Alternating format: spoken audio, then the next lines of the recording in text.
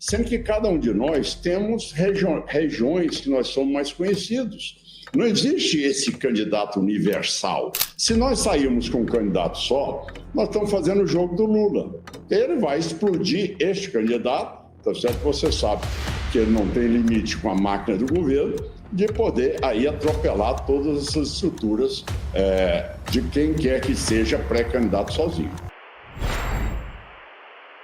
Pela participação aqui no Estúdio I, pegando carona já aqui no comentário do Merval, o que a família Bolsonaro quer, na opinião do senhor? É submissão dos governadores? Bom, primeiro, muito obrigado, André, pela oportunidade aí de falar com aí vários jornalistas tão experientes aí nesse programa da Globo News. Eu dizer a você que eu entendo esse desabafo e esse desespero de um filho que vê um pai, querendo ou não, numa prisão domiciliar, sem sequer ser julgado. Agora, o que é importante é que nós, governadores e os pré-candidatos, tá certo? Nós temos um foco bem claro para poder chegar a um resultado final. Essa situação aí dessa postagem do filho do ex-presidente, eu analisaria isso no ponto de vista médico, certo? Eu, como me especializei, trabalhei a vida toda no Hospital Miguel Couto, Rocha Faria, Souza Aguiar, no Rio de Janeiro, onde você tem ali todos os casos de urgência urgentíssima, pacientes politraumatizados, sempre foi a minha área de especialização. Eu tinha comportamentos diferentes das pessoas que acompanhavam os pacientes. Tinha uns que chegavam e diziam: olha, por favor, salve meu filho, está na mão de Deus e nas suas mãos, certo? Tudo bem. Tinha outros que chegavam e diziam: olha, se meu filho morrer, eu aqui venho amanhã e vocês vão ter que prestar contas comigo. Então, o que eu quero dizer é que neste momento agora, o que nós temos que priorizar nesta hora, André, é não perdermos o rumo e nem o eixo daquilo que nós, governadores, tá certo? Os pré-candidatos, tanto o Tarcísio, quanto o Ratinho, quanto o Zema, quanto eu, tá certo? Nós já definimos que é o objetivo nosso. O objetivo nosso é exatamente chegar a resultados pela via democrática. E a via democrática é exatamente derrotar o Lula em 2026. Então, esta é a posição.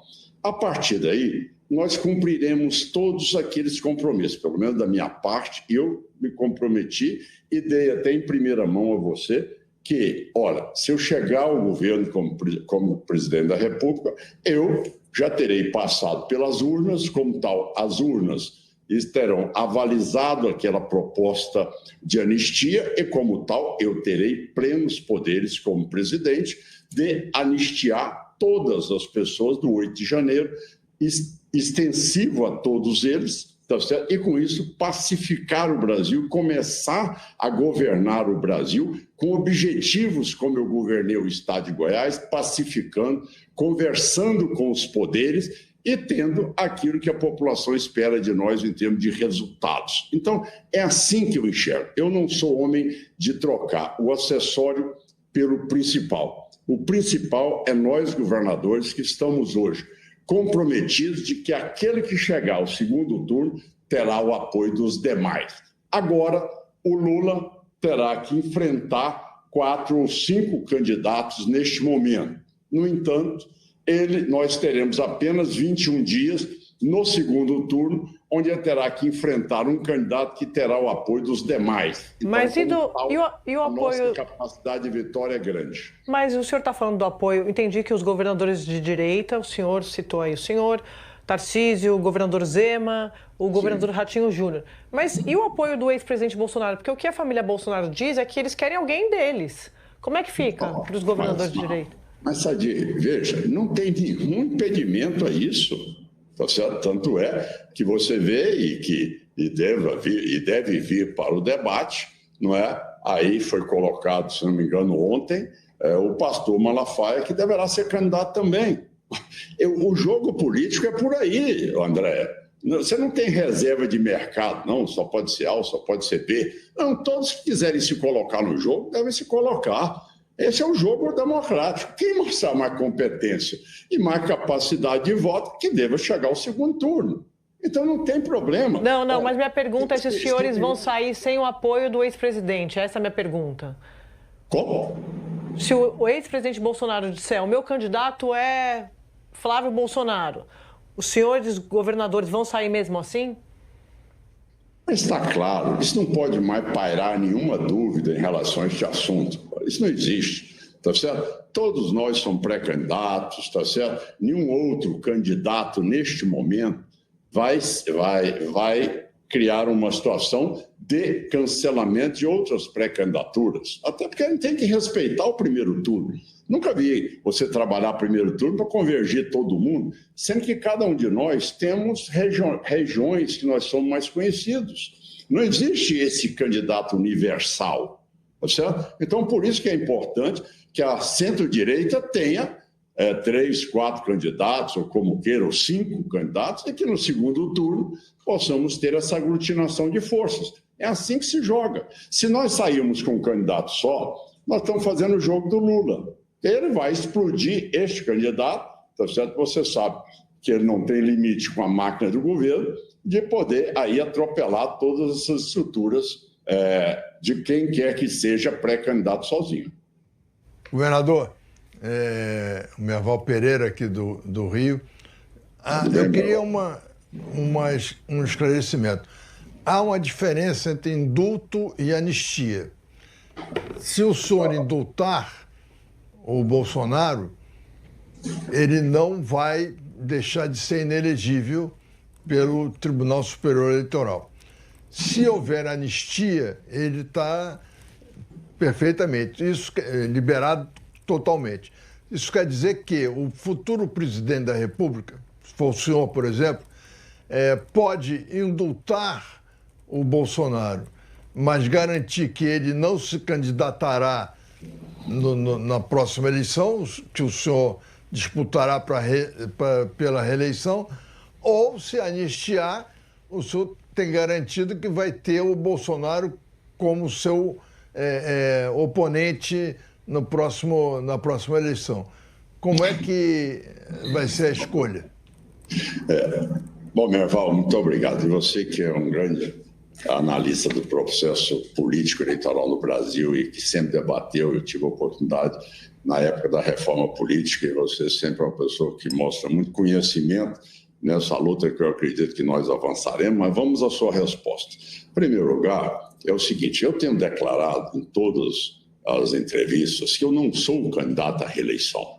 Até porque um presidente da República, para assumir hoje as reformas que precisam ser feitas, sem ter que pensar em reeleição, sem ter que fazer conchavo, sem ter que ali colocar alguém de alguém para que haja uma condição de amanhã ele sobreviver a uma reeleição, isso é muito ruim.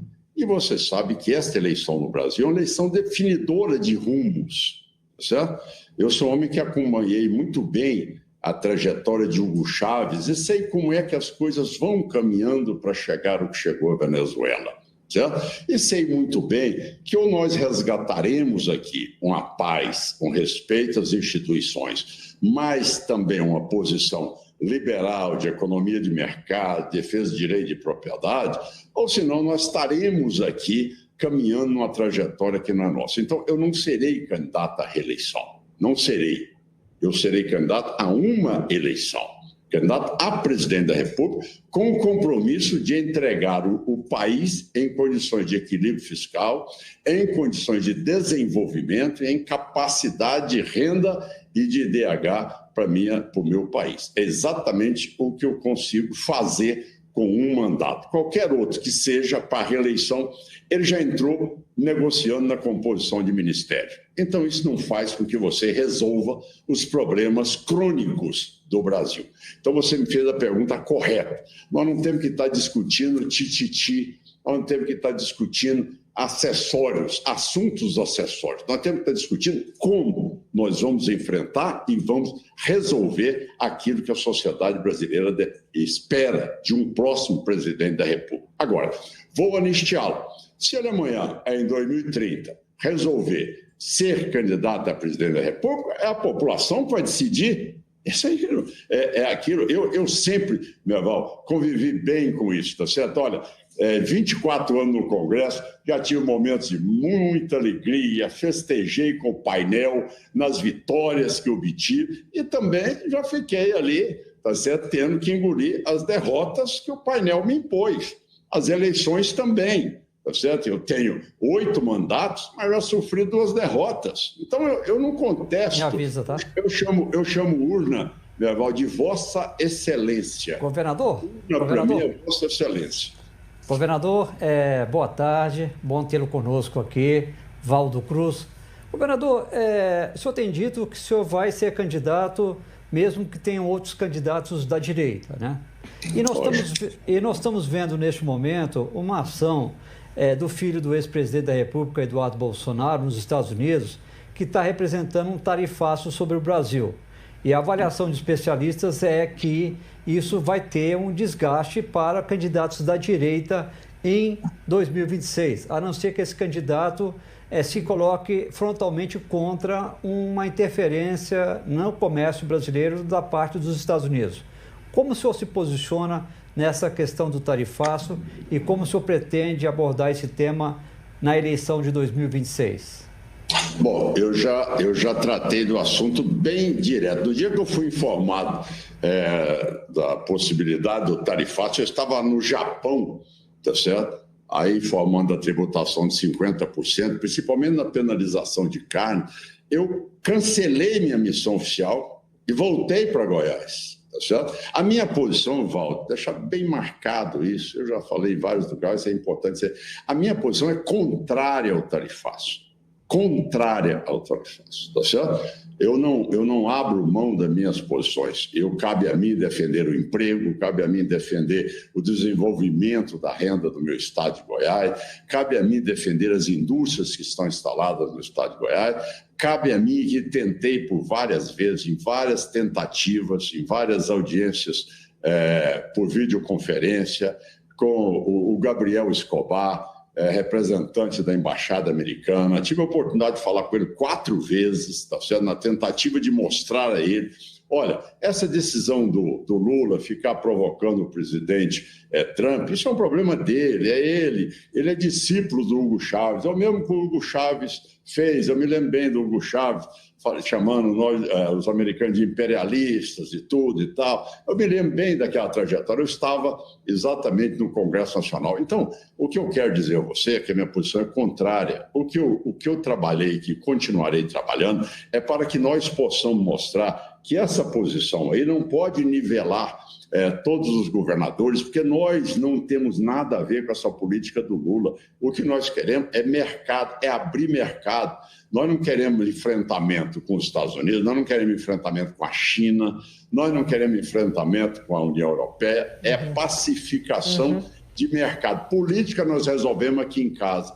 Nós não temos que levar problema político, tá certo, para ser resolvido por outros. Nós resolveremos aqui e nós abriremos mercado para poder exportar nossas mercadorias. Governador, o senhor que faz parte da direita tradicional desde sempre, quando o senhor olha esse trabalho que o Eduardo Bolsonaro está fazendo lá nos Estados Unidos, essa articulação toda, como é que o senhor vê o papel dos governadores da direita? Eles não deveriam, o senhor e os demais, não deveriam chamar o Eduardo e tentar conversar? Isso foi discutido entre os senhores? Bom, primeiro, esse preâmbulo seu é muito importante para mim. Até porque, André, eu realmente comecei essa luta contra as esquerdas em 1986. O Lula criou o MST e eu criei o DR. Depois fomos candidato a presidente da República, ele sempre mantendo essa coerência de princípios e também de coragem de debater e de sempre respeitar o processo democrático e o resultado das urnas. Agora, o que a gente tem que aprender é uma coisa só.